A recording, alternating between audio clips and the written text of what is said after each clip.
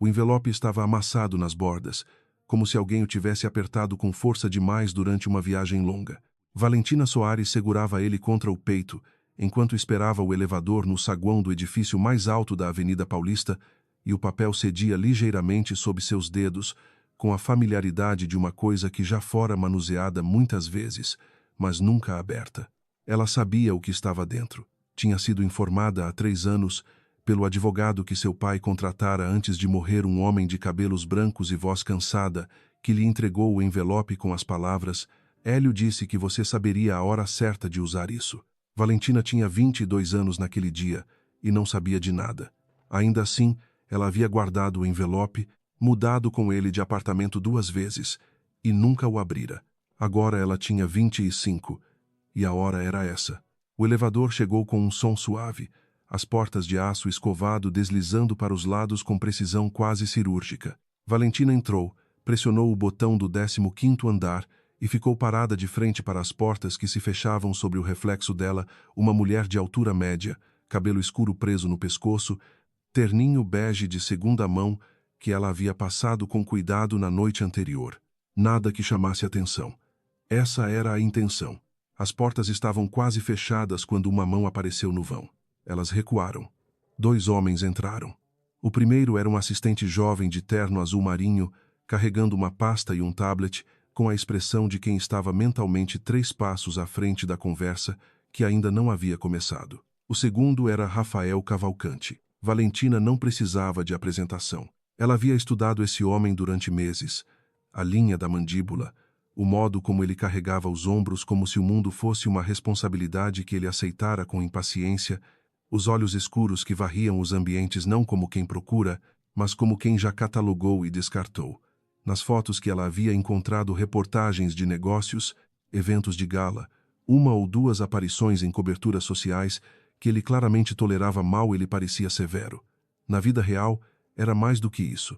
Era alguém que havia decidido, em algum ponto da vida, que a severidade era uma forma de eficiência. Ele entrou no elevador sem olhar para ela. Ou melhor, ele olhou, da forma que se olha para um objeto que está fora do lugar, mas não é suficientemente importante para ser movido agora. Depois virou-se para o assistente e disse, em voz baixa mas perfeitamente audível no espaço fechado: quem deixou entrar gente assim aqui? O assistente hesitou. Senhor, no elevador executivo. Rafael inclinava levemente a cabeça na direção de Valentina, sem olhar para ela diretamente. Esse acesso é restrito. Eu tenho credencial, disse Valentina. A voz saiu mais calma do que ela esperava. Reunião com o Dr. Ferreira, jurídico, 15º andar. Rafael finalmente a olhou. Foi um olhar de cima a baixo, rápido e desprovido de qualquer nuance, o tipo de avaliação que cataloga e classifica em menos de 2 segundos. E então ele disse, com uma voz que não subia nem descia de tom, absolutamente plana: você me causa repulsa. O silêncio que se seguiu durou exatamente os 4 segundos que o elevador levou para subir 2 andares. Valentina não respondeu. Ela olhou para a porta fechada à sua frente e apertou o envelope 1 milímetro a mais contra o peito. Sentiu o papel ceder sob seus dedos com aquela familiaridade de coisa guardada por anos. Não era raiva o que ela sentia, ou era, mas tão comprimida e antiga, que já havia se transformado em outra coisa, uma forma de clareza. O elevador abriu no 12º andar. Rafael e o assistente saíram sem olhar para trás. As portas se fecharam novamente. Valentina soltou o ar que havia prendido sem perceber. 3 andares depois, as portas abriram no 15º, e ela saiu para uma recepção de mármore claro com vista para a cidade. Uma secretária de meia-idade a recebeu com um sorriso profissional e a conduziu por um corredor até uma sala de reuniões que cheirava a café e papel novo, onde um homem de óculos e expressão cautelosa já a esperava sobre uma mesa comprida com documentos enfileirados. Senhora Soares, disse o Dr. Ferreira, levantando-se. Por favor, sente-se. Valentina sentou. Colocou o envelope sobre a mesa, mas manteve a mão espalmada sobre ele. O advogado abriu a pasta que tinha à frente e começou a falar com a eficiência de quem já repetiu aquele discurso algumas vezes. O contrato era simples na forma, complicado nas implicações.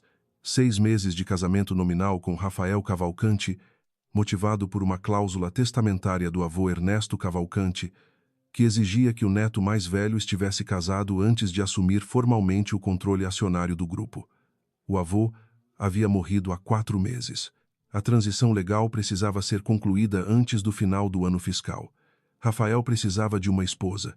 A família havia identificado, por motivos que Valentina sabia serem falsos, que ela era uma candidata adequada, discreta, sem família conhecida, sem agenda pública, sem conexões que pudessem complicar um arranjo temporário. O que a família Cavalcante não sabia era que Valentina havia se colocado no caminho deles. Os termos financeiros estão na página 7, disse o Dr. Ferreira, empurrando os documentos em sua direção. A senhora receberá uma compensação mensal durante o período do contrato e uma quantia final na dissolução. Em troca, espera-se que a senhora compareça a eventos sociais selecionados, resida na propriedade principal da família durante o período de vigência e mantenha a aparência pública de um casamento legítimo. Valentina folheou os documentos sem pressa. Seus olhos passavam pelas cláusulas com a atenção de quem sabe exatamente o que está procurando e o que não está procurando. Na página 11, havia um parágrafo sobre confidencialidade. Na página 14, uma cláusula sobre bens e propriedades pessoais trazidos ao domicílio conjugal que permaneceriam de propriedade exclusiva de cada parte. Isso era importante. O envelope não podia ser confiscado por nenhum termo contratual. Tem uma condição, disse ela. O Dr. Ferreira ergueu uma sobrancelha. Acesso independente às instalações do grupo durante o período do contrato, não monitorado. Isso está fora do escopo. Coloque no contrato como parte da compensação adicional. Chame de cláusula de integração profissional se quiser, mas precisa estar lá. Houve uma pausa. O advogado consultou algo em seu tablet, digitou brevemente e depois olhou para ela com a expressão de quem acaba de receber uma confirmação por mensagem. Pode ser arranjo. Vou precisar de meia hora para redigir o adendo. Tudo bem. Valentina recostou-se na cadeira. Pela janela, o skyline de São Paulo se espalhava na luz do fim de tarde como uma coleção de promessas grandes demais para qualquer pessoa honrar sozinha. Eu aguardo. Ela assinou às 6:30 da tarde. O motorista que a levou à propriedade principal da família Cavalcante, em um bairro fechado nos limites entre São Paulo e Cotia, era um homem silencioso de meia-idade que não tentou conversa. Valentina olhava pela janela enquanto a cidade ia cedendo espaço para ruas mais largas, muros altos, filas de jacarandás com flores roxas que caíam sobre o asfalto como confete de algum evento que já havia terminado. A casa apareceu depois de um portão eletrônico e uma curva longa de cascalho. Um casarão de 3 andares com fachada em pedra clara e janelas altas, cercado por jardins que tinham sido desenhados para impressionar antes de servir. Valentina a estudou com cuidado enquanto o carro parava em frente à entrada principal. A governanta que a recebeu se chamava Dona Gilda, uma mulher de 60 anos com chave na cintura e o olhar de quem administra conflitos antes que eles se tornem problemas. Ela mostrou o quarto de Valentina com eficiência neutra, indicou os banheiros, a sala de jantar, as áreas que eram de uso comum e as que não eram. Não sorriu. Não foi hostil. Foi profissional da forma que gente com 20 anos de casa rica aprende a ser. Invisível o suficiente para nunca estar no caminho errado. O quarto dado a Valentina ficava no 2º andar, do lado oposto ao da suíte principal. Era amplo, tinha janelas para o jardim lateral e cheirava a lençol lavado. Ela colocou a mala sobre a cama, abriu e tirou 4 coisas antes de qualquer outra. Uma muda de roupa, uma escova de dente, um carregador de celular e uma caixa de metal pequena com fechadura de 3 algarismos. Dentro da caixa, colocou o envelope. Fechou. Guardou a caixa no fundo da gaveta da cômoda, embaixo de um suéter que não usaria até o inverno. Depois foi tomar banho. O jantar aconteceu às 8, na sala de jantar formal do andar térreo, e foi a primeira vez que Valentina viu Rafael novamente depois do elevador. Ele estava sentado na cabeceira da mesa com o mesmo terninho de antes. Ele não havia trocado de roupa. Ou tinha 2 ternos idênticos, ela não sabia ainda, e havia 3 outras pessoas, a mãe de Rafael, Dona Serena, uma mulher de 60 e poucos anos com cabelo tingido de louro claro e o tipo de postura que se aprende em colégio interno, a irmã mais nova, Isabela, 18 anos, e o olhar de uma pessoa que está em permanente estado de avaliação social, e o padrasto de Rafael, Augusto Menezes. Valentina havia ensaiado sua reação para esse momento. Havia praticado na frente do espelho do banheiro pequeno de seu apartamento, em noites alternadas, durante as últimas 6 semanas. Havia dito a si mesma: você vai olhar para ele e não vai deixar nada passar pelo rosto, porque se alguma coisa passar, ele vai saber que você sabe, e se ele souber que você sabe, tudo acaba antes de começar. Ela olhou para Augusto Menezes. Ele era um homem de uns 60 anos, cabelo grisalho bem cortado, ombros largos de alguém que havia sido atleticamente construído e que o tempo havia apenas espessado. Sorriso fácil, olhos que sorriam junto ou pareciam, com o tipo de prática que resulta em convencer as pessoas de que a simpatia é espontânea. Valentina sentiu alguma coisa deslocar-se dentro de seu peito, como uma peça que havia ficado torta por muito tempo e de repente se assentou no lugar com um clique suave e definitivo. Era reconhecimento. Era a confirmação que ela havia perseguido por 3 anos virando ao vivo na frente dela. Mas seu rosto não mostrou nada. Ela piscou uma vez, como quem acaba de processar um nome que leu em algum lugar, e depois desviou os olhos para Dona Serena e ofereceu a mão com um sorriso educado. Valentina Soares. Muito prazer. Serena Cavalcante. A mão da mulher era fria e firme. Bem-vinda. Não havia calor genuíno na frase, mas também não havia hostilidade aberta. Era o tipo de recepção que significa: você está aqui, eu aceito esse fato e verei no que isso dará. O jantar seguiu com conversa cuidadosa política interna da empresa, um comentário sobre a reforma de uma das propriedades, Isabela mencionando uma viagem de intercâmbio que ela queria fazer e que claramente ainda estava em negociação com a mãe. Rafael comeu em silêncio na maior parte do tempo, respondendo quando diretamente interpelado com frases curtas e precisas. Augusto, porém, era conversador. Ele contou uma história sobre uma reunião de negócios em Lisboa, fez 2 piadas que Dona Serena recebeu com sorriso acostumado e, em algum ponto do prato principal, virou-se para Valentina com aquele sorriso de olhos que sorriam junto e disse: Valentina, um nome bonito. Da onde é sua família? Do interior. Era verdade suficiente. Do interior de Minas. Minas. Ele assentiu com o ar de quem aprecia a informação. E seus pais? Falecidos. Ela pegou o copo de água. Os 2? Sinto muito. O sorriso não mudou, mas alguma coisa nos olhos mudou uma fração de segundo. Um microajuste quase imperceptível. Taiokai Taiopraia, uma arma sendo engatilhada com o polegar sem nenhum barulho. Uma perda grande. É, disse Valentina. E bebeu a água. Mais tarde, quando a casa havia escurecido e os sons foram se reduzindo ao crepitar distante do ar-condicionado e ao latido ocasional de um cão nos jardins externos, Valentina ficou sentada na borda da cama com o celular na mão, olhando para a tela sem ver nada.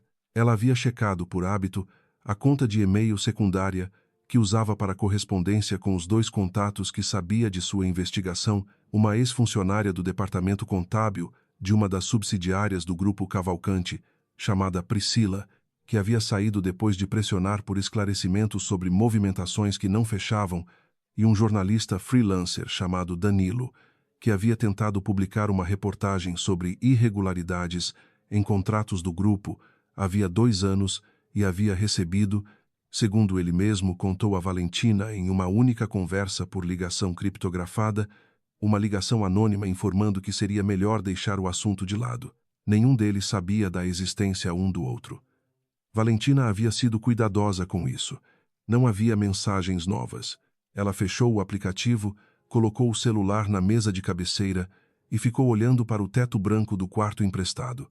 Em algum andar acima, Rafael Cavalcante estava provavelmente trabalhando ainda. Ela havia notado, quando subiu, que a luz vinha debaixo da porta da suíte principal com a regularidade de uma pessoa que não pretende dormir cedo. Em algum lugar desta casa, Augusto Menezes estava dormindo com a consciência de quem passou décadas treinando a conviver com o que havia feito. Valentina fechou os olhos. O envelope estava na gaveta, embaixo do suéter, dentro da caixa de metal. Ela tinha 6 meses. Na manhã seguinte, Valentina acordou antes das 6, quando a luz ainda era cinza e fina atrás das cortinas. Era um hábito antigo, do tempo em que dividia um apartamento pequeno com 2 colegas de faculdade e o banheiro ficava ocupado depois das 7. Ela se levantou, foi até a janela e ficou olhando para o jardim lateral que começava a ganhar cor conforme o céu clarecia sobre a linha das árvores. Havia um homem fazendo a manutenção do jardim já àquela hora, movendo-se entre os canteiros com a cadência lenta de quem não tem pressa porque o trabalho vai durar de qualquer forma. À distância, com a luz ainda fraca, ele parecia uma mancha escura se deslocando entre formas verdes. Valentina observou por alguns segundos e depois afastou-se da janela. Ela tinha trabalho a fazer. O adendo ao contrato que havia negociado na tarde anterior garantia acesso às instalações do grupo. Mas acesso formal não era o mesmo que acesso útil. Ela precisava entender a estrutura interna. Quem reportava para quem, onde ficavam os arquivos históricos, quem tinha autonomia real sobre as contas versus quem apenas assinava o que era colocado à frente. Nos 3 anos que havia passado estudando o grupo Cavalcante de fora, ela havia montado um mapa razoavelmente detalhado do exterior. O que estava dentro das paredes ainda era nebuloso. Isso ia mudar. Ela tomou banho, se vestiu com calma e desceu para a cozinha às 6h40, esperando encontrar a casa vazia. Rafael estava sentado à mesa da cozinha dos fundos, não a formal do jantar, mas a menor, de uso doméstico, com bancada de granito e uma cafeteira que cheirava a recém-ligada. Ele estava com uma cópia impressa de algo que parecia ser um relatório financeiro espalhada na frente dele, uma xícara de café ao lado, e a expressão de quem foi interrompido antes de querer ser. Valentina parou na soleira da porta. "Bom dia", ela disse. Rafael olhou para cima. Registrou a presença dela com o mesmo tipo de atenção que havia dedicado a ela no elevador utilitária, brevíssima. "Dona Gilda serve café às 7. Se quiser antes, a cafeteira está ali." Ele voltou para o relatório. Valentina entrou, foi até a cafeteira, pegou uma xícara do armário que estava entreaberto acima dela e serviu café. Ficou parada à bancada bebendo e olhando pela janela para o jardim dos fundos, onde uma fonte pequena pingava numa bacia de pedra com o ritmo de um metrônomo descalibrado. "Vou precisar de um crachá de acesso para o grupo", ela disse, sem virar. O adendo menciona acesso às instalações, mas não especifica o protocolo. "Fale com Henrique, meu assistente." "Certo. E use a entrada lateral quando for ao escritório. Não o elevador executivo." Valentina bebeu um gole de café. "Entendido." Houve um silêncio que não era exatamente desconfortável, era mais o silêncio de 2 pessoas que estabeleceram os termos de uma coexistência e estão verificando se os termos se sustentam na prática. Valentina esperava que ele dissesse algo sobre o dia anterior no elevador. Ele não disse. Ela também não disse. Quando ela terminou a xícara e a deixou na pia, Rafael havia voltado inteiramente para o relatório. Ela saiu pela porta e subiu de volta para o quarto. A semana que se seguiu estabeleceu uma rotina estranha, construída sobre a coincidência de 2 horários que nunca se sobrepunham completamente, mas que encontravam pontos de contato inevitáveis, o café das 6h40 que se repetiu, por algum motivo que nenhum dos dois comentou, nos 6 dias seguintes. Os jantares formais de quarta-feira com a família completa, que Dona Gilda organizava com a seriedade de uma cerimônia de Estado, e 1 ou 2 vezes por semana, o cruzamento rápido nos corredores do grupo, quando Valentina ia ao escritório usar o acesso que havia negociado. O crachá havia chegado em menos de 24 horas depois que ela falou com Henrique, o assistente. Henrique era eficiente, escorregadio como alguém que aprendeu a não ter opiniões próprias sobre ordens que recebe, e havia explicado o sistema de acesso ao grupo com a objetividade de um manual técnico. Valentina o ouviu com atenção, anotou mentalmente as partes que ele não disse, os andares cujo acesso não estava incluído, as pastas de rede que apareciam no sistema interno, mas requeriam senha adicional, e fez perguntas apenas sobre coisas que não lhe interessavam diretamente, para não criar um padrão. Ela estava construindo um mapa. Era um processo lento e delicado, e ela sabia que não podia apressar sem chamar atenção. Então ela fazia as coisas no ritmo que qualquer pessoa nova em um ambiente desconhecido faria. Observava, mapeava relações e esperava. Foi na tarde de quinta-feira da segunda semana que ela viu a foto. Ela estava na sala comum do 2º andar da propriedade, esperando uma chamada que havia agendado com a ex-funcionária Priscila para quando soubesse que a casa estava esvaziada o suficiente. Tinha um livro aberto no colo, mais como próprio do que como leitura, quando Isabela entrou com a desenvoltura de quem não bate em portas de cômodos que considera coletivos. "Achei que só eu ficava aqui durante o dia", disse Isabela, se jogando no sofá ao lado com o celular na mão. Estava lendo. Valentina fechou o livro. Isabela a olhou com a avaliação direta dos 18 anos, sem a camada diplomática que os adultos aprendem a adicionar por cima. Você é muito diferente das outras. As outras mulheres que meu irmão trouxe. Umas duas. Antes. Uma durou 3 semanas, outra 2 meses. Ela encolheu um ombro. Elas tentavam. Você não tenta. Não tento o quê? Agradar a ele. Valentina olhou para ela por um momento. Devo tentar? Isabela fez um gesto vago com a mão. Acho que não sei. É só diferente. Ela pôs o celular na mesa de centro e tirou uma caixa de fotos de uma gaveta embaixo. Olha aqui que eu achei semana passada organizando o segundo quarto. São fotos antigas do meu pai biológico. O Rafael nunca fala sobre isso. Ela abriu a caixa e foi folheando com o tipo de indiferença afetada de quem está curiosa, mas não quer parecer. Valentina olhou. A maioria eram fotos genéricas de família. Rafael criança, Serena jovem com cabelo mais escuro, refeições e viagens. Mas em uma delas uma foto de um evento corporativo, com homens de terno em volta de uma mesa longa e bandeiras de empresas ao fundo. Valentina reconheceu uma mesa e reconheceu um logotipo na parede do fundo, parcialmente fora de quadro, mas legível, se você soubesse o que estava procurando. Era o logotipo da Soares Filhos, a empresa que havia pertencido ao seu pai. Ela piscou, desviou o olhar para a janela, respirou uma vez, lentamente, pela noz do peito. Legal, disse ela, com uma voz que não revelou absolutamente nada. Isabela fechou a caixa sem notar. Mas tipo, o Rafael nunca liga para nada disso. Às vezes acho que ele não se importa com nada que não seja o grupo. Ele se importa, disse Valentina, antes de pensar. E depois ficou quieta, sem saber exatamente por que havia dito isso. Isabela a olhou com expressão ligeiramente surpresa. Depois sorriu, o primeiro sorriso genuíno que Valentina havia visto na menina, rápido e um pouco torto. Talvez você seja diferente mesmo. Naquela noite, no quarto, Valentina ficou acordada por muito tempo. A foto havia confirmado o que ela suspeitava. Augusto Menezes havia tido contato com a empresa do pai dela antes de esta ser destruída. A questão não era se ele estava lá. Era quando e com que função. Ela precisava de documentação datada, precisava de registros que conectassem a presença dele à série de decisões que haviam drenado a Soares Filhos até a falência em menos de 18 meses e que depois havia resultado em um processo criminal contra seu pai arquivado depois que ele morreu, o que era conveniente para quem havia construído o caso. Ela abriu a gaveta da cômoda e tirou a caixa de metal. Não a abriu. Apenas ficou com ela nas mãos por um momento, sentindo o peso do metal frio contra as palmas. 3 anos.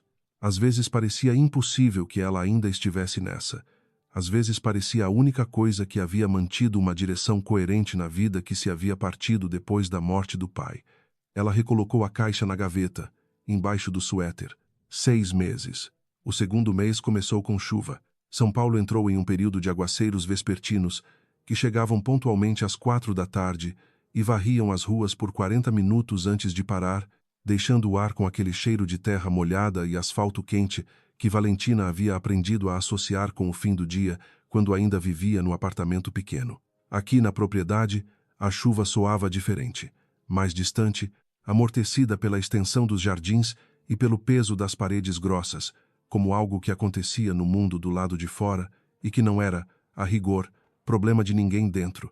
Ela havia estabelecido uma presença regular no 15º andar do Grupo Cavalcante. Não na suíte executiva de Rafael, esse era um território que ela não havia tentado ainda, mas na sala de uso comum do jurídico, onde havia 2 mesas de trabalho disponíveis para consultores externos e onde o fluxo natural de documentos e conversas tornava fácil absorver informações sem parecer que estava absorvendo. Ela havia começado a ser reconhecida pelo pessoal do andar com a indiferença educada reservada para alguém que está lá com frequência suficiente para não ser novidade, mas sem cargo suficiente para ser relevante. Era exatamente onde ela queria estar. Priscila, a ex-funcionária, havia respondido a uma das mensagens com um fragmento que Valentina havia imprimido e guardado junto aos demais documentos na caixa de metal, um trecho de um relatório interno de auditoria, datado de 4 anos atrás, que mencionava ajustes de conciliação em uma conta específica de uma subsidiária que havia sido liquidada logo depois.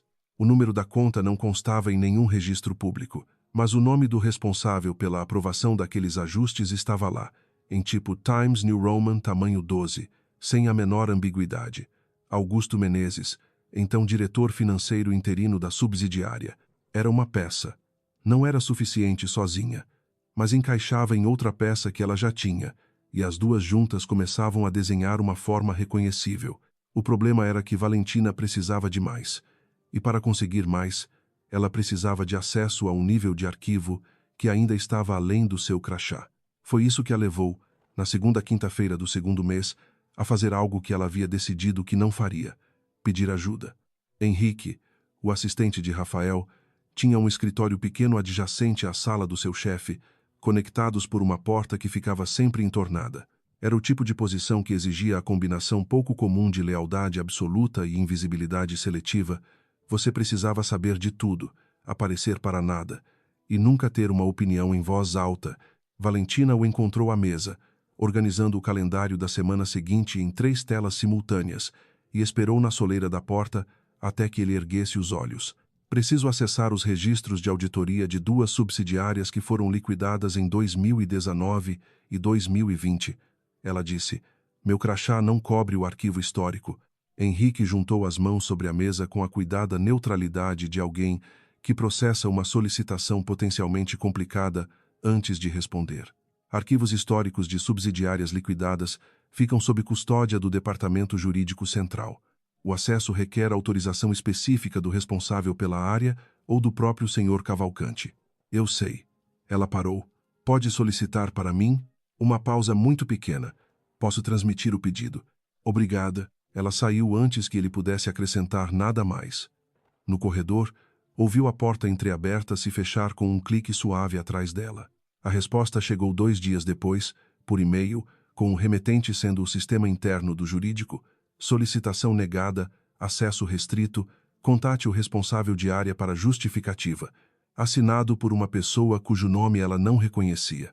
Ela leu o e-mail 2 vezes. Depois o fechou. Não era uma surpresa. Era apenas uma confirmação de que o caminho direto estava fechado, o que significava que ela precisaria de um caminho indireto. O caminho indireto apareceu na forma de uma tempestade. Havia sido uma quarta-feira de jantar formal, a 10ª da temporada, e Valentina já havia se familiarizado com o ritual. Dona Gilda colocava a mesa com a mesma configuração precisa de talheres. Isabela aparecia 7 minutos atrasada com o cabelo ainda úmido. Serena fazia um comentário gentil sobre isso que não era um comentário gentil. Augusto contava uma história. Rafael comia em silêncio até que alguém o provocasse com um assunto de negócios. Mas nessa quarta, Rafael havia chegado tarde e com um tablet na mão, sentando-se à mesa ainda digitando uma mensagem. Augusto estava comentando com Serena sobre uma nova aquisição que o grupo estava avaliando, um porto no sul do país, parte de um processo de expansão que Rafael havia mencionado em uma reunião que Valentina havia observado de longe 2 semanas antes. Faz sentido estratégico, disse Augusto, cortando a carne com precisão. O acesso direto à Rota Sul muda o custo logístico em 18% pelo menos. Rafael não levantou os olhos do tablet. Depende do laudo de infraestrutura. Já pedi para alguém olhar nisso. Uma pausa quase imperceptível na digitação de Rafael. Para quem você pediu? Para Borges da Engenharia. Borges está em licença até o final do mês. Ah! Augusto bebeu água com a tranquilidade de quem acaba de descobrir que não sabia de algo que deveria saber e transformou isso em uma inflexão neutra. Então vou arranjar outra pessoa. Rafael fechou o tablet. Olhou para Augusto com aquela expressão que Valentina havia aprendido a identificar como a versão comprimida de algo mais longo. Não era irritação exatamente, era mais o cansaço específico de alguém que está acostumado a corrigir coisas que não deveriam precisar de correção. Não arranje pessoa nenhuma sem falar comigo primeiro.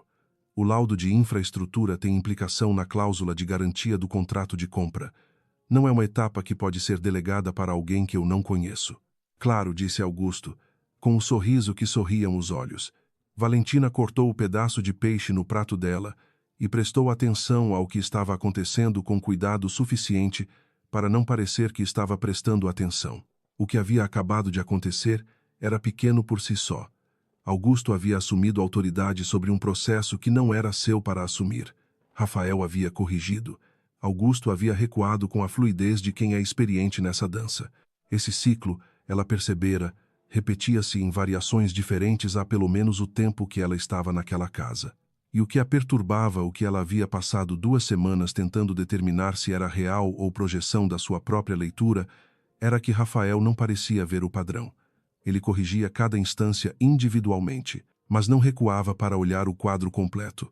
Depois do jantar, ela ficou na varanda dos fundos enquanto a chuva começava mais cedo do que o costume, ainda com luz de fim de tarde no céu. Estava segurando uma xícara de chá que havia ficado morna e olhando para o jardim quando ouviu passos atrás dela.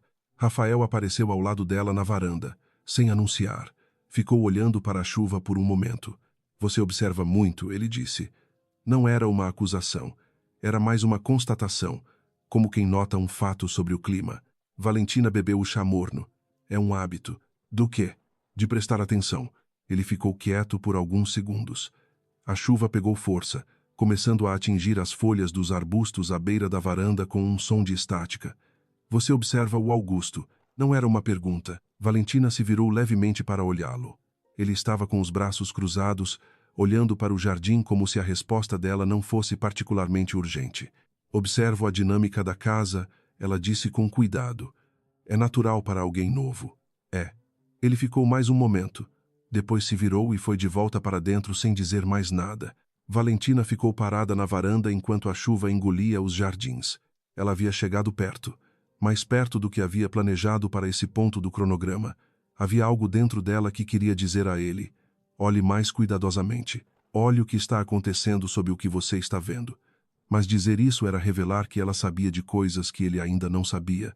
E revelar isso era abrir a caixa antes da hora e antes de ter todas as peças. A caixa era apenas uma acusação sem substância, fácil de desviar. Ela ficou quieta, mas foi a primeira vez que a quietude custou alguma coisa. A crise aconteceu na manhã de uma segunda-feira chuvosa. Valentina estava no 15º andar, usando a mesa de trabalho do jurídico, quando Henrique apareceu na porta com a expressão de alguém que vai entregar uma notícia que não é dele para entregar. O Sr. Cavalcanti gostaria de uma palavra com a senhora. Ela fechou o notebook. Agora. A sala de Rafael ficava no 17º andar, 2 acima do jurídico, com janelas maiores e o skyline de São Paulo se espalhando em todas as direções com aquela clareza fria de dia nublado que tornava a cidade parecer menor do que era. Ele estava de pé atrás da mesa quando ela entrou, e havia mais alguém na sala. Um homem de 50 e poucos anos que ela não reconheceu, sentado em uma das cadeiras de visita com uma pasta fechada no colo. "Sente-se", disse Rafael. Ela sentou. "Esse é o Dr. Saraiva, do nosso Departamento de Segurança Corporativa." Rafael ficou de pé. Não era intimidação deliberada. Ela percebeu era o modo como ele se sentia mais confortável para dizer coisas difíceis. "Chegou ao nosso conhecimento que você fez uma solicitação para acessar arquivos históricos de subsidiárias liquidadas há 4 anos. Sim, a solicitação foi negada. Eu vi o e-mail. E mesmo assim, o nosso sistema de monitoramento de rede registrou um acesso a uma pasta de arquivos restrita feito a partir da sua credencial, ontem à noite, às 23 horas. Valentina ficou absolutamente imóvel. Não havia sido ela. Ela havia estado no quarto às 11 da noite, com o celular carregando na mesa de cabeceira e o computador fechado. Mas a credencial era dela. Alguém havia usado a credencial dela. Ela fez um cálculo rápido. Se ela dissesse que não havia sido ela, precisaria explicar como a credencial havia sido usada, sem ela estar presente, o que levaria a uma investigação que poderia ou não revelar quem havia feito isso, mas que, com certeza, chamaria a atenção para por que alguém queria usar especificamente a credencial dela para acessar arquivos específicos. Se ela ficasse quieta agora, ela perderia a posição. Mas talvez ganhasse tempo. "Eu entendo a preocupação", ela disse. "Mas não fui eu." Rafael a olhou. "Sua credencial. Credenciais podem ser comprometidas. Eu não estava no escritório ontem à noite. Onde estava? Na propriedade. Dona Gilda pode confirmar, ela me viu na cozinha pouco depois das 10. Uma pausa.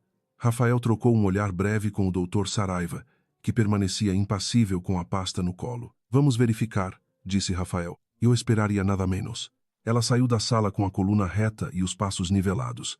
No corredor, esperou que as portas do elevador se fechassem na frente dela antes de deixar os ombros caírem meio centímetro. Quem havia usado a credencial dela? E para acessar exatamente quais arquivos? A resposta para a primeira pergunta ela não tinha com certeza, mas a segunda ela conseguia inferir. Alguém havia tentado descobrir o que ela estava procurando, e ao tentar descobrir, havia deixado um rastro no sistema que agora apontava para ela. Era elegante, pensou ela. Era o tipo de movimento que uma pessoa experiente faria, uma pessoa que havia feito isso antes. No bolso do casaco, o celular vibrou. Era uma mensagem de Danilo, o jornalista. Preciso falar com você. Coisas acontecendo aqui. Quando pode? Ela respondeu quando chegou ao carro, com uma mensagem cifrada no aplicativo que eles usavam. Amanhã. Mesmo lugar. Recostou-se no banco e olhou para o prédio do grupo Cavalcante pela janela. Nas janelas do 17º andar, a luz estava acesa. O que ela havia quase feito, naquela varanda na chuva, era dizer a Rafael que ele estava sendo usado, que as decisões que ele corrigia diariamente, individualmente, eram parte de um padrão maior, que o homem que dormia no quarto ao lado da sua mãe havia construído, ao longo de anos, uma posição de acesso que estava sendo usada para drenar lentamente o que era de Rafael, para cobrir o que havia sido feito muito antes de Rafael ter qualquer controle sobre qualquer coisa. Mas ela não havia dito, porque não estava pronta, porque ainda faltavam peças, e porque havia algo perturbador em ter chegado à beira de dizer isso a ele. A percepção de que uma parte dela queria dizer por razões que não eram inteiramente estratégicas. Ela sacudiu a cabeça. Não era esse o acordo. O motorista ligou o carro e eles saíram pelo trânsito pesado da tarde, e Valentina ficou olhando pela janela para a cidade molhada, enquanto calculava quanto tempo tinha antes que alguma coisa quebrasse, antes que ela estivesse pronta. A reunião com Danilo aconteceu em uma padaria no Pinheiros, no mezanino do fundo, num horário em que o lugar estava vazio o suficiente para conversa e cheio o suficiente para não chamar atenção. Danilo era um homem de 35 anos, com o cabelo sempre levemente comprido demais, e aquela expressão de quem passou tempo suficiente coberto de processo judicial para nunca mais dar uma entrevista sem um gravador desligado na mesa. Um talismã, ao contrário, uma proteção contra si mesmo. Me mandaram um e-mail, ele disse, sem prólogo, abrindo o notebook sobre a mesa. Anônimo, servidor estrangeiro, rastreamento limpo, dizendo que minha matéria antiga sobre o grupo Cavalcante estava errada e anexando documentação que sugere o contrário. Valentina olhou para a tela. Documentação de quê? Contratos de terceirização de uma subsidiária com uma empresa fantasma. A empresa fantasma aparece como fornecedora de serviços de consultoria, recebe pagamentos regulares ao longo de 3 anos e não tem funcionários, endereço real ou produto identificável. Ele ampliou uma parte do documento. O responsável pela aprovação dos contratos, nas 3 instâncias que constam aqui, é Augusto Menezes. Valentina estudou a tela. Reconheceu o formato dos documentos eram internos ao grupo, o tipo de coisa que não saía por canal normal. Quem te mandou isso? Não sei. O remetente não respondeu. Ela pensou por um momento.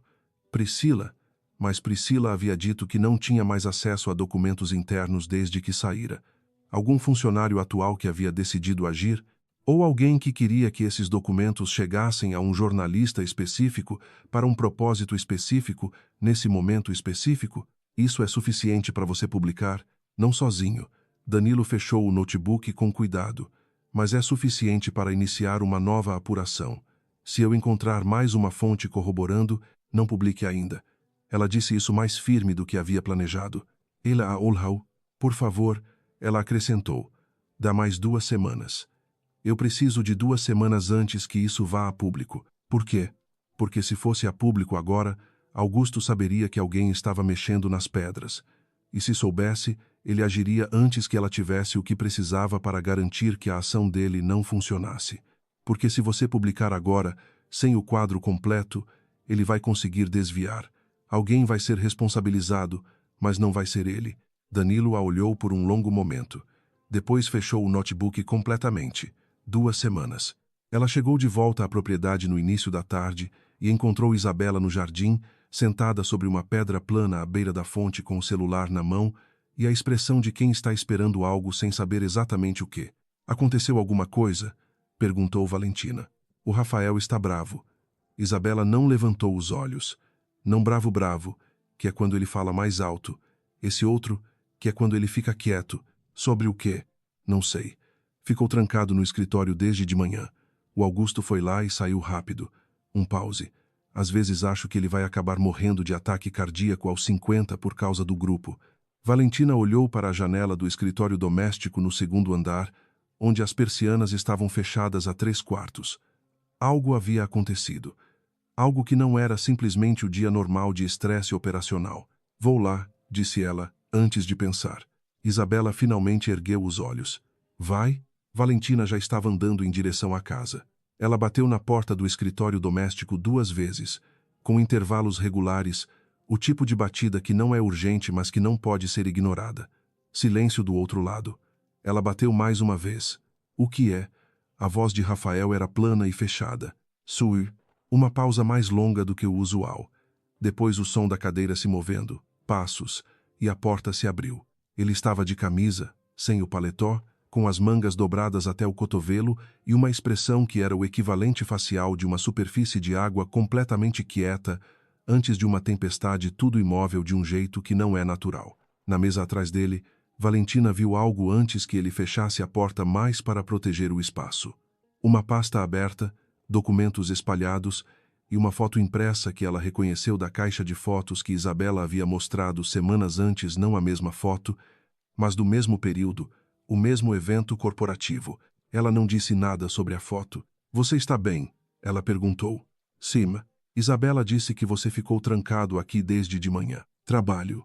Valentina encostou levemente no batente da porta. Se não for trabalho, eu posso sair. Ele a olhou.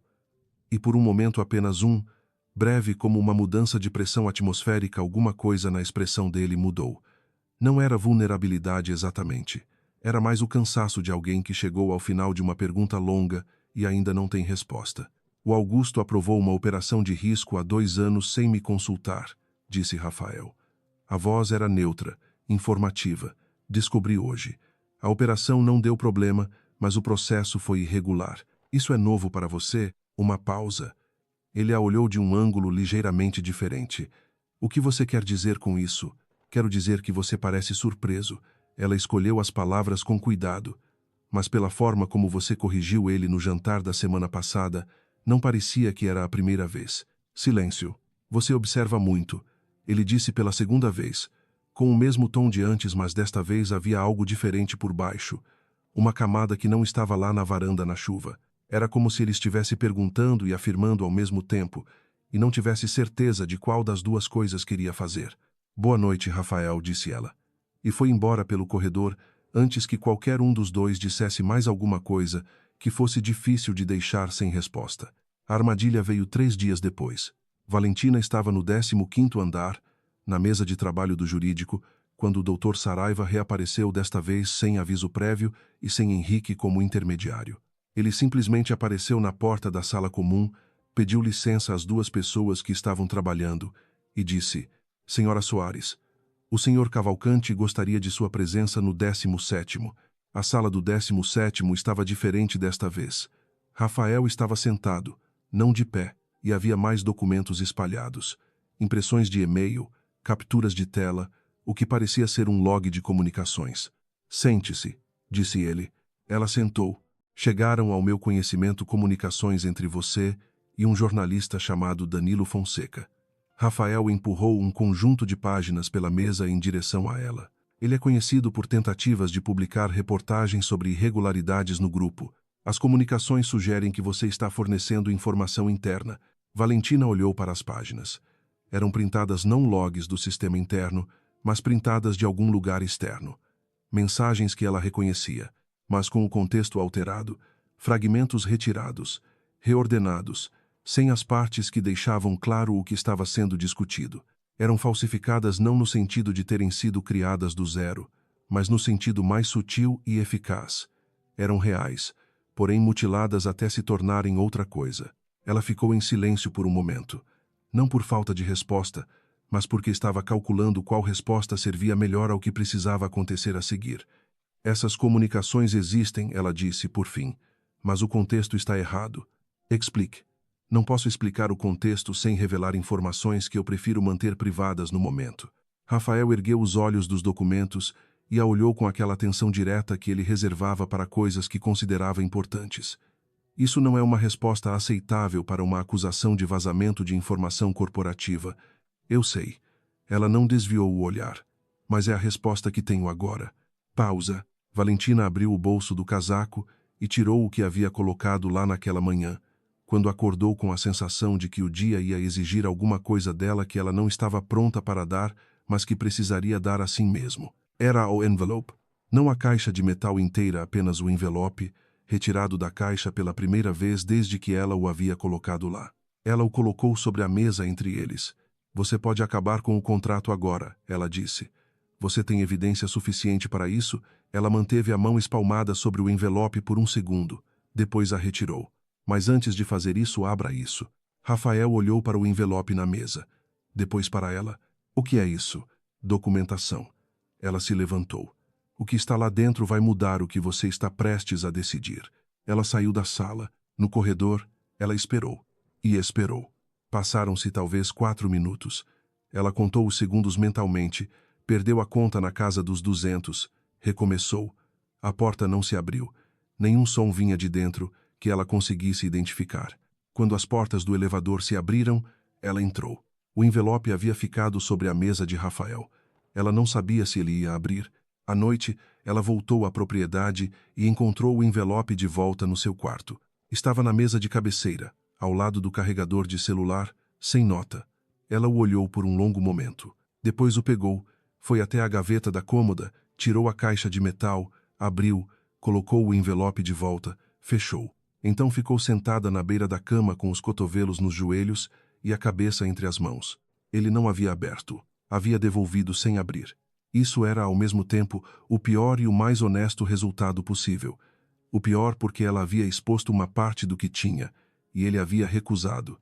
O mais honesto porque significava que ele havia tomado uma decisão sobre não querer saber, e essa decisão dizia algo sobre como ele se relacionava com o que podia estar nas sombras da casa em que cresceu. Mais tarde, ela ouviria os passos dele no corredor passando em frente ao seu quarto. Os passos pararam. Ficaram parados por talvez 6 segundos, ela contou. Depois continuaram até o final do corredor e a porta da suíte principal se fechou. Ela não dormiu até depois de meia-noite. E quando dormiu, sonhou com uma foto em preto e branco de um evento corporativo, onde um logotipo na parede do fundo era legível se você soubesse o que estava procurando. Eram 2h40 da manhã, quando o barulho acordou Valentina. Não era um barulho grande, era justamente o contrário. O tipo de barulho pequeno que o silêncio profundo da madrugada amplifica até se tornar insuportável. O som discreto de uma gaveta sendo aberta com cuidado excessivo. O som de alguém que não quer ser ouvido. Ela levou 2 segundos para orientar-se. Quarto dela, casa dos Cavalcanti, escuro. O barulho vinha da cômoda. Ela ficou absolutamente imóvel na cama, regulando a respiração para o ritmo de quem dorme, e continuou ouvindo. A gaveta de novo, desta vez um som diferente, de alguém procurando dentro dela, mexendo nas peças. Um som metálico leve, seguido de uma pausa, seguido de mais mexer. A caixa. Valentina rolou para fora da cama no lado oposto à janela, ficou de pé em silêncio no chão frio de madeira e esperou que seus olhos se ajustassem. A forma junto à cômoda era masculina, alta, se mexendo com a lentidão cuidadosa de quem operou dessa maneira antes. Pode acender a luz, disse ela. A forma parou. Sei que você está aí, Augusto. 1 segundo de silêncio absoluto. Depois o interruptor clicou e a luz fraca do abajur inundou o quarto com um amarelo suave que tornava tudo parecer mais calmo do que era. Augusto Menezes ficou de pé ao lado da cômoda com a caixa de metal na mão. Ele estava vestido camisa, calça, como alguém que não havia dormido ou que havia planejado não dormir. O sorriso de olhos que sorriam junto estava ausente. O que havia no lugar era mais próximo da expressão real do rosto, e era mais velha e mais cansada do que a versão de jantar. Valentina. A voz era calma, como alguém que está no controle de uma situação que ainda pode ser controlada. Você deveria ter ido embora quando teve a chance. Eu não tive chance nenhuma. Ela ficou de pé ao lado da cama, sem se aproximar e sem recuar. Você usou minha credencial para acessar os arquivos. Você mandou as mensagens falsificadas para o Rafael. Provar isso vai ser difícil. Mais difícil do que provar o que está nessa caixa. Ele olhou para a caixa na mão. A fechadura de 3 algarismos refletia a luz do abajur. Ele não sabia a combinação. Você é filha do Hélio Soares. Não era uma pergunta. Sue. Ele foi um homem que fez escolhas ruins. Valentina sentiu alguma coisa apertar no peito, não surpresa, mas a dor específica de ouvir aquilo dito em voz alta pela pessoa que havia feito com que fosse verdade do ponto de vista de todos que não sabiam a história completa. Ele foi um homem que você destruiu. Eu não destruí nada. O mercado... Para. A voz dela não subiu de tom, mas cortou. Eu tenho os registros contábeis da subsidiária.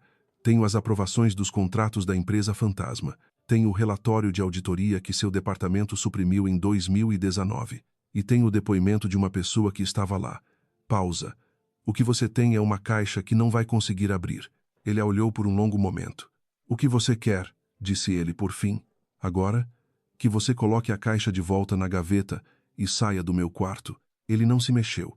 E Valentina percebeu com a clareza fria de uma pessoa que está resolvendo um problema, enquanto o problema ainda está se desdobrando, que Augusto havia calculado mal. Ele havia esperado encontrar a caixa vazia, ou encontrar documentos que ele pudesse avaliar e destruir, ou no pior caso encontrar algo que ele pudesse barganhar. Ele não havia calculado encontrar ela acordada. Augusto. A voz veio da porta. Os dois se viraram. Rafael estava na soleira com a mão ainda no batente da porta, que devia ter estado entornada o suficiente para o som chegar até ele. Ele estava de camiseta e calça de pijama, cabelo bagunçado de quem foi tirado do sono, mas os olhos estavam completamente acordados com aquela atenção direta que ele tinha para coisas que considerava importantes, mas amplificada por algo que ela nunca havia visto nele antes. Confusão genuína. O que está acontecendo aqui? Disse ele. Nenhum dos dois respondeu de imediato. Augusto recostou-se levemente, reorganizando a postura para alguma coisa mais controlada. Eu ouvi um barulho e vim verificar. Você está com a caixa dela na mão, disse Rafael. Uma pausa. Coloca a caixa no chão, disse Rafael. A voz era baixa e absolutamente plana. Não era raiva que Valentina ouvia nela. Era algo mais fundo que ainda não tinha nome. Augusto colocou a caixa no chão com cuidado. Rafael entrou no quarto. Parou no centro. Olhou de Augusto para Valentina e depois de volta para Augusto com uma expressão de quem está remontando um quebra-cabeça às pressas, e as peças estão todas erradas das formas certas. Valentina, disse ele, sem tirar os olhos de Augusto, me diz o que eu preciso saber. Ela pegou a caixa do chão. Girou os 3 algarismos à data de nascimento do pai, uma coisa simples que nenhum estranho adivinharia, e abriu. Tirou o envelope. Pela segunda vez em poucos dias, ela o colocou sobre uma superfície entre ela e Rafael Cavalcante. Desta vez ela disse, meu nome é Valentina Soares. Meu pai era Hélio Soares, dono da Soares e Filhos, uma empresa de logística que fechou em falência em 2018, depois de um processo que destruiu a reputação dele e matou ele 2 anos depois. Ela respirou. A falência foi engenheirada. Os contratos que drenaram a empresa foram feitos com uma subsidiária do grupo Cavalcante. O responsável pela aprovação desses contratos era o diretor financeiro interino dessa subsidiária na época. Ela virou o rosto para Augusto, que era você. O silêncio que se seguiu tinha o tipo de peso que acontece quando algo que estava empenado por muito tempo finalmente cede. Augusto disse, isso é uma acusação sem... Cala a boca. Rafael disse isso com uma quietude que era mais perturbadora do que qualquer volume. Depois pegou o envelope da superfície onde Valentina havia colocado e abriu. Eram 3 da manhã quando ele terminou de ler. Valentina havia ficado sentada na beirada da cama enquanto Rafael lia de pé, e Augusto havia ficado parado à frente da janela com os braços cruzados e a expressão de alguém que está calculando possibilidades em tempo real. A única luz era o abajur amarelo, e as sombras que ele fazia eram longas e tortas. Rafael virou a última página. Ficou olhando para ela por um momento. Depois ergueu os olhos para Valentina. Você sabia de tudo isso quando assinou o contrato. Não era uma acusação. Era uma verificação de fato. Sim. Você entrou aqui para chegar até ele. Sim. E o contrato era o único modo de conseguir acesso que eu precisava. Ela não desviou o olhar. Eu sei o que isso parece. Eu não tenho como fazer isso parecer diferente do que é. Rafael dobrou as páginas com cuidado e as segurou na mão. Depois virou-se para Augusto. Você vai sair desta casa agora, disse ele. A voz era de uma pessoa que tomou uma decisão e a decisão não está em debate. E você não vai falar com ninguém nesta família antes de falar com os nossos advogados. Augusto descruzou os braços. Rafael, o que está nessas páginas é uma versão. Sai. O silêncio depois dessa palavra foi absoluto. Augusto olhou para Rafael por um longo momento com aquela expressão de quem está fazendo uma última avaliação. Depois olhou para Valentina, com a expressão diferente, não raiva, não desafio, mas algo mais próximo do reconhecimento, a forma como um adversário reconhece outro que jogou melhor. Depois foi até a porta, parou e disse sem se virar: Você ainda não sabe tudo, Rafael. E saiu. Os passos dele desceram o corredor e depois a escada, e depois a casa ficou quieta de novo. Rafael ficou de pé no centro do quarto com as páginas dobradas na mão por um tempo longo. Valentina ficou sentada na beirada da cama sem dizer nada. A luz do abajur amarelo fazia sombras compridas nas paredes. Quando ele finalmente se virou para olhá-la, havia uma expressão que ela não havia visto nele em nenhum dos meses anteriores. Não era a severidade habitual, não era o cansaço, não era o modo de olhar de quem cataloga e descarta. Era a expressão de alguém que acaba de descobrir que esteve olhando para o quadro errado por muito tempo e que a imagem real era outra completamente. Por que você não me disse antes? Disse ele. Porque não tinha o suficiente. E porque ela parou. E por quê? Porque não sabia se você ia querer saber. Ele ficou quieto com isso por um momento. Depois colocou as páginas sobre a mesa de cabeceira e saiu do quarto sem dizer mais nada. Valentina ficou sozinha com o envelope vazio na cama ao lado dela e a luz do abajur amarelo desenhando sombras compridas nas paredes. Do lado de fora da janela, São Paulo começava a clarear muito devagar, o cinza do céu virando o cinza mais claro de antes do sol, e em algum lugar na casa Augusto Menezes estava pegando as coisas que precisava para sair. Mas ele havia dito: Você ainda não sabe tudo. E isso era o problema. Porque ele havia dito isso não para Rafael. Havia dito para ela, o que significava que havia algo mais. E Augusto achava que ela não tinha. Valentina ficou olhando para o teto até que o sol nasceu. O escritório de Augusto Menezes ficava em um prédio neutro no Itaim Bibi, o tipo de endereço corporativo que não diz nada sobre quem trabalha ali além do código postal, com recepcionistas que sorriam com profissionalismo aprendido e carpete cinza que amortecia todos os sons, incluindo os que deveriam ser ouvidos. Rafael chegou às 10 da manhã com sua advogada, a doutora Lívia Carmo, uma mulher de 40 anos com histórico em direito societário e a capacidade específica de fazer afirmações devastadoras em tom de conversa de consultório. Valentina havia sido avisada de que não devia ir. Ela havia dito que entendia, e havia ido assim mesmo não para dentro, mas para a cafeteria do andar térreo do prédio, onde pediu um café duplo e ficou com o celular na mão aguardando. A mensagem de Rafael chegou 45 minutos depois. Ele negou tudo. Disse que os documentos são falsos e que vai processar por difamação. Lívia diz que o processo de obtenção das provas pode ser contestado. Precisamos conversar. Ela subiu. A sala de reunião que o prédio havia disponibilizado era pequena e cheirava a ar-condicionado e café de máquina. Augusto estava sentado com 2 advogados próprios de um lado da mesa.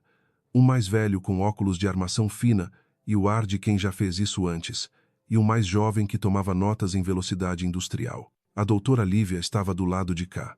Rafael estava de pé perto da janela, de costas para ela quando Valentina entrou. Augusto a viu entrar, e o sorriso que apareceu no rosto dele foi, pela primeira vez, completamente desprovido de ambiguidade. Não era o sorriso de olhos que sorriam junto, era o sorriso de alguém que sente que a situação virou. A filha do Hélio, disse ele. Bem, agora ficou interessante. Sente-se, Valentina, disse a doutora Lívia, sem entonação. Valentina sentou. O advogado mais velho de Augusto colocou uma pasta sobre a mesa. Meu cliente está preparado para apresentar uma contranotificação formal, alegando que os documentos apresentados ontem à noite foram obtidos por meio de violação de confidencialidade corporativa. A senhora Soares entrou no grupo Cavalcante sob pretexto de um contrato matrimonial, usou esse acesso para coletar documentação interna de forma irregular e está em processo de distribuir essa documentação a terceiros, incluindo membros da imprensa. A documentação que eu tenho, disse Valentina, inclui registros obtidos antes de qualquer contrato com o grupo. O relatório de auditoria foi fornecido por uma ex-funcionária que já não está sob acordo de confidencialidade. As aprovações de contratos com empresa fantasma constam em arquivos que foram acessados pelo próprio sistema de solicitação formal. Minha solicitação foi negada, mas o sistema registrou o pedido, o que demonstra que o arquivo existe. O acesso informal, o acesso com minha credencial, que o senhor seu cliente usou sem minha autorização para tentar descobrir o que eu tinha. Ela não levantou a voz. Isso consta nos logs do sistema de segurança do grupo. O advogado mais velho parou. Trocou um olhar breve com o mais jovem. Augusto ainda estava sorrindo, mas o sorriso havia mudado de escala. Você é muito preparada para uma jovem. Meu pai me ensinou a nunca entrar em um lugar sem saber como sair. Pausa. Antes de entrar aqui, mandei uma cópia digitalizada de toda a documentação para uma conta de arquivo com instrução de liberação automática em 48 horas para 3 destinatários distintos, incluindo um procurador público que já recebeu um pedido de consulta preliminar sobre irregularidades em contratos corporativos no setor logístico. Ela colocou o celular sobre a mesa. A menos que eu cancele essa instrução, a liberação acontece amanhã às 10 da manhã. O silêncio que se seguiu era do tipo que tem textura. Isso é coerção, disse o advogado mais velho, em voz muito quieta. É uma medida de proteção, disse a doutora Lívia, com o mesmo tom de consultório. A senhora Soares está em posição de risco físico desde ontem à noite, quando o senhor Menezes entrou em seu quarto às 2h40 da manhã para tentar acessar seus pertences pessoais, fato testemunhado pelo senhor Rafael Cavalcante. Augusto pôs as mãos sobre a mesa. Rafael. A voz havia mudado, não era mais o sorriso, não era mais o advogado, era direta, pessoal, com a inflexão específica de alguém que usou esse tom muitas vezes ao longo de muitos anos. Você vai destruir a empresa da sua mãe. Sabe o que esses documentos fazem com o nome do grupo? Sabe o que a imprensa vai fazer com isso? A Serena vai sobreviver a isso? Rafael se virou da janela. Valentina não havia olhado para ele desde que entrara. Olhou agora. Ele estava com o mesmo rosto quieto de antes das decisões importantes, mas havia alguma coisa diferente nele esta manhã. Uma linha mais firme em algum lugar que ela não conseguia identificar exatamente. Você está usando o nome da minha mãe para me intimidar, disse Rafael. Isso é o que você sempre fez. A voz era baixa e completamente certa de si. Eu vou cuidar da minha mãe. Não preciso que você me proteja de nada. Augusto o olhou por um momento com a expressão de alguém que calculou errado uma variável fundamental. Nós podemos resolver isso de forma discreta, disse o advogado mais velho, com a moderação de um negociador. Uma compensação aos herdeiros da família Soares, retirada das acusações. Não, disse Valentina. Todos olharam para ela. Não é sobre compensação. A voz dela saiu firme e limpa, como algo que havia sido guardado por muito tempo em um espaço pequeno e agora precisava de ar. O meu pai passou os últimos 2 anos de vida achando que havia falhado, achando que tinha cometido erros que destruíram o que ele construiu. Ele morreu com isso. Ela parou por um segundo. Uma compensação financeira não desfaz isso. O que desfaz isso é um registro. Um registro que diga o que realmente aconteceu. O silêncio era absoluto. Augusto olhou para ela. E pela primeira vez naquele ano inteiro, o rosto dele não tinha mais nenhuma camada em cima.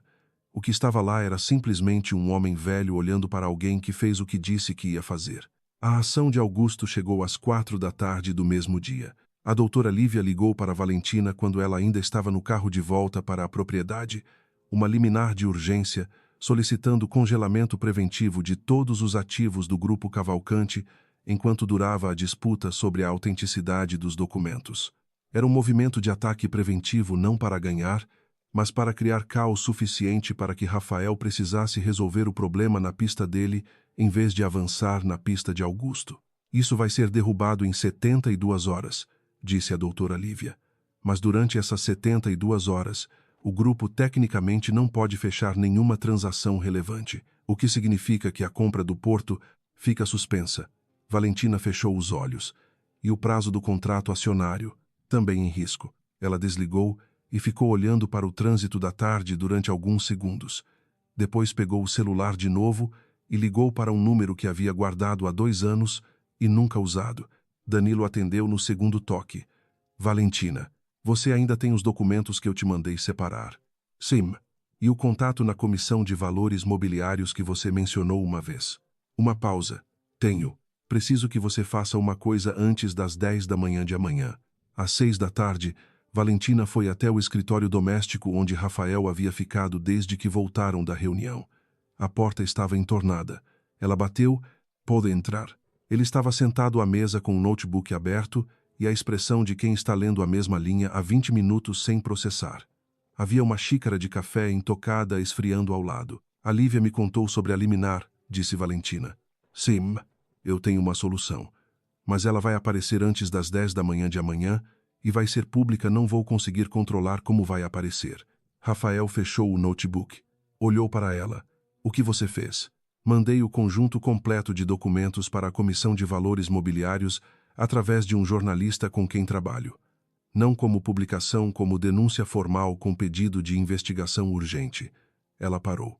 Isso dá ao grupo imunidade de qualquer ação judicial por parte do Augusto, porque a investigação vai ser conduzida por um órgão independente. Mas vai sair nos noticiários de qualquer forma. Rafael ficou quieto por um momento. Você podia ter me avisado antes de fazer isso. Sim, ela não desviou, mas você ia discutir. E o prazo era agora. Ele a olhou com aquela expressão do quadro que estava vendo errado. Depois soltou o ar devagar. A comissão recebeu? Danilo confirmou à meia hora. Então a liminar cai. Até amanhã ao meio-dia. Silêncio. Depois ele levantou a xícara de café frio, olhou para ela e a pôs de volta. Você agiu sozinha durante quanto tempo? A pergunta era diferente de todas as anteriores. Não era uma acusação, não era uma verificação de fato. Era algo mais próximo de quem está tentando entender a escala de uma coisa. 3 anos, disse ela. Quase 4. Ele não disse nada imediatamente. Depois, em voz baixa, disse: Você podia ter me procurado mais cedo. Eu não sabia se você era parte do problema. Isso ficou no ar por um momento. Ele acenou levemente com a cabeça, não concordando exatamente, mas reconhecendo que era uma resposta legítima. Minha mãe vai precisar ouvir isso de mim antes de sair nos noticiários, disse ele. Zai, você vai estar aqui quando eu voltar? Valentina olhou para ele. Era uma pergunta estranha, o contrato tinha duração. Havia sempre a possibilidade de que ela simplesmente fosse embora, e havia razões práticas para ela fazer exatamente isso agora que a maior parte do que havia vindo fazer estava feita. Disse ela. Rafael saiu pelo corredor em direção ao quarto da mãe. Eram quase 9 da noite quando ele voltou. Valentina estava no jardim dos fundos, sentada no banco de pedra perto da fonte que pingava com aquele ritmo descompassado. O ar estava fresco. O céu de São Paulo tinha aquela luminescência difusa de cidade grande que nunca é completamente escura, e os jacarandás na borda do jardim balançavam levemente sem vento perceptível, como se estivessem reagindo a algo que ela não conseguia sentir. Rafael apareceu pela porta lateral da cozinha e veio até ela. Ele havia trocado de roupa calça jeans e uma camisa de linho com as mangas dobradas ao cotovelo, sem nenhum dos marcadores formais que ele sempre carregava no trabalho. Parecia mais novo assim. Parecia mais pesado ao mesmo tempo. Ele sentou no banco ao lado dela. Por um tempo, os dois ficaram olhando para o jardim sem dizer nada. A fonte pingava. Em algum lugar na rua do outro lado do muro, um carro passou com o som do motor diminuindo ao longe. Como ela está? Perguntou Valentina. Abalada. Uma pausa. Ela sabia de algumas coisas. Não de tudo. Ela achava que o Augusto tinha feito escolhas de negócios ruins, não que tinha feito escolhas criminosas. Outra pausa. Às vezes acho que ela não quis saber de tudo. As pessoas fazem isso. Fazem. Ele ficou quieto por um momento. Eu também fiz. Valentina não respondeu a isso. No elevador, disse ele. De repente, ela o olhou de lado. O que eu disse no elevador no primeiro dia. Ele estava olhando para a fonte, não para ela. Eu disse aquilo porque você entrou num espaço que eu considerava meu sem que eu soubesse nada sobre você. E ele parou. Recomeçou. Eu não tenho um jeito bom de explicar isso que não seja simplesmente admitir que foi uma coisa injusta de dizer para uma estranha num elevador. Foi, disse Valentina. Ele virou a cabeça para olhá-la. Havia alguma coisa no olhar dele que ela não havia visto antes, não a confusão de depois do envelope, não o cálculo de antes das decisões. Era mais simples que isso. Era o olhar de uma pessoa que está presente sem agenda.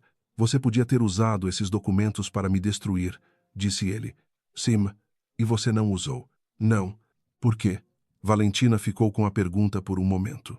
Era uma boa pergunta, e ela havia pensado sobre ela mais de uma vez nas últimas semanas, Nos momentos em que a resposta estratégica e a resposta real começaram a aparecer coisas diferentes. Porque destruir você não ia trazer meu pai de volta, ela disse. E porque eventualmente fiquei menos certa de que você merecia ser destruído. Ele ficou olhando para ela por alguns segundos. Depois voltou para a fonte. O contrato acaba em 3 semanas, disse ele. Isai, o que você vai fazer depois? Era uma pergunta aberta demais para ter uma resposta definitiva ainda, e eles ambos sabiam disso. O que estava acontecendo naquele jardim não tinha um protocolo pronto. Não havia cláusula contratual para isso, não havia nenhum dos dois sabendo exatamente o que estava do outro lado do prazo. Não sei ainda, disse ela. Rafael assentiu uma vez, devagar. Depois se levantou do banco de pedra e foi até a porta de serviço. Parou, com a mão no batente, de costas para ela, e disse: Ontem à noite, você disse que não sabia se eu ia querer saber. Disse: Eu queria. Ele não se virou. Eu só não sabia que queria. Ele entrou. Valentina ficou olhando para a porta fechada por um longo momento. Depois olhou para cima, para o céu difuso e luminoso sobre São Paulo, e ficou assim por um tempo não pensando, apenas respirando. Depois ela entrou na casa, subiu para o quarto, foi até a cômoda e abriu a gaveta, tirou a caixa de metal. Abriu a caixa, tirou o envelope. O envelope estava vazio agora, o conteúdo havia sido lido, copiado, distribuído, entregue às mãos certas.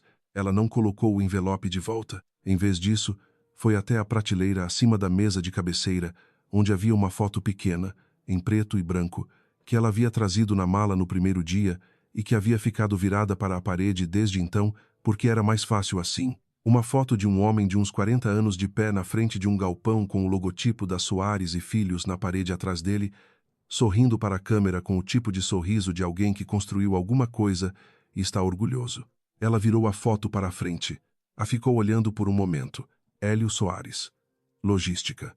Interior de Minas. Depois São Paulo. Uma empresa que havia durado 15 anos, antes de ser destruída em menos de 2. Feito, disse ela, em voz baixa. A foto ficou na prateleira, de frente para o quarto, onde podia ser vista. O processo da Comissão de Valores Mobiliários foi aberto formalmente na manhã seguinte, como Danilo havia confirmado, e saiu nos noticiários com o tipo de cobertura discreta que casos financeiros complexos recebem, páginas de negócios, alguns portais especializados, uma nota breve nos grandes veículos. Não foi o escândalo de primeira página, que uma história mais dramática poderia ter sido, era técnico demais. As irregularidades eram reais, mas não espetaculares na superfície, e os personagens envolvidos não eram conhecidos além do mundo corporativo. Mas foi um registro. Era isso que importava. Augusto Menezes recebeu notificação formal e seu acesso a qualquer função no Grupo Cavalcante foi suspenso preventivamente. A reunião com os advogados dele e da família aconteceu 5 dias depois, em um escritório neutro, sem sorriso de olhos que sorriam junto, e terminou com um acordo de afastamento completo que incluía a cláusula de não contestação. Serena ficou quieta durante o processo com a quietude de alguém que está processando uma coisa grande que ainda não sabe ao certo como nomear. Isabela, quando soube de uma versão razoavelmente completa do que havia acontecido, ficou em silêncio por 1 minuto inteiro, e então disse: Eu sempre achei que tinha alguma coisa estranha com ele. Você nunca disse nada, disse Rafael. Você nunca perguntou do jeito certo. O contrato formal acabou numa tarde de terça-feira, sem nenhuma cerimônia, apenas um e-mail do Dr. Ferreira confirmando a dissolução nos termos acordados e uma transferência financeira que Valentina recebeu com o mesmo sentimento estranho de receber pagamento por uma coisa que havia sido muito mais do que um trabalho. Ela ainda estava no quarto, com a mala pela metade, quando bateu na porta o tipo de batida com intervalos regulares que não é urgente, mas que não pode ser ignorada. Ela abriu. Rafael estava no corredor com a mão no bolso e uma expressão que ela estava aprendendo a ler como a versão quieta de alguma coisa mais complicada. Ele olhou para a mala pela metade sobre a cama. Vai de onde para onde? Perguntou ele. Tenho um apartamento que aluguei na semana passada. Pinheiros. Pinheiros é longe. É São Paulo. Rafael. Tudo é longe de tudo. O canto da boca dele se moveu ligeiramente. Não era um sorriso ainda, era o movimento anterior ao sorriso. O reconhecimento de que havia algo cômico numa situação antes de decidir se vai rir disso ou não. Ele entrou no quarto, foi até a mesa de cabeceira e ficou olhando para a foto do pai dela na prateleira. Ficou assim por um momento sem dizer nada. Como era ele? Perguntou ele, por fim. Valentina fechou a mala pela metade e foi até a janela. Pontual. Muito pontual, o que irritava muito todo mundo ao redor porque ele achava que pontualidade era respeito e ficava decepcionado quando as pessoas não eram. Sabia fazer churrasco de um jeito que eu nunca consegui replicar. Ela parou. Nunca reclamou de nada em voz alta. Guardava tudo dentro. Eu herdei isso. Nota. Ele disse isso com uma voz que não era seca, era simplesmente honesta. Eu sei. Ela se virou da janela para olhá-lo. É um defeito. É. Uma pausa. Eu julgue antes de entender. Isso também é um defeito. É. Eles ficaram assim por um momento, os dois em posição de quem acabou de dizer uma coisa verdadeira e está esperando para ver onde pousa. Rafael tirou a mão do bolso. Foi até a gaveta da cômoda, onde a caixa de metal estava vazia ao lado do suéter. Tirou a chave da caixa, que havia ficado ali junto. Ficou olhando para ela na palma da mão por um segundo. Depois a colocou sobre a mesa de cabeceira ao lado da foto. Essa chave não serve para mais nada, disse ele. Não, mas a casa ainda serve. Ele olhou para ela com aquele olhar sem agenda. A porta não está fechada. Valentina ficou com isso por um momento. Havia muitas formas de responder a uma afirmação como essa, formas cautelosas, formas práticas, formas que protegiam o espaço que ela havia construído com tanto cuidado ao longo de anos, de ficar sozinha com uma caixa de metal e um envelope que não podia abrir. Ela escolheu a forma mais simples. Eu sei, disse ela. Ele assentiu uma vez. Depois foi para a porta, parou e disse sem se virar: Pinheiros tem o trânsito da Marginal Pinheiros na hora do rush. Eu sei disso. Só dizendo. Ele saiu. Valentina ficou olhando para a porta fechada por um momento com o tipo de expressão que vem quando uma coisa que esteve tensa por muito tempo, afinal se afrouxa, e você percebe que não sabia bem o quanto estava tensa até ela afrouxar. Depois voltou para a mala. Mas na hora de tirar a foto da prateleira para guardar, ela parou. Ficou olhando para a foto do pai por um momento. Depois deixou a foto onde estava. Fechou a mala e foi para o apartamento no Pinheiros com a janela aberta e o cheiro de cidade entrando pelo vidro e a sensação de que havia alguma coisa que ainda não tinha nome, mas que também não precisava ter, não ainda, não nessa tarde de terça-feira, com jacarandás perdendo flores roxas sobre o asfalto da Avenida Paulista, como confete de uma festa que estava só começando.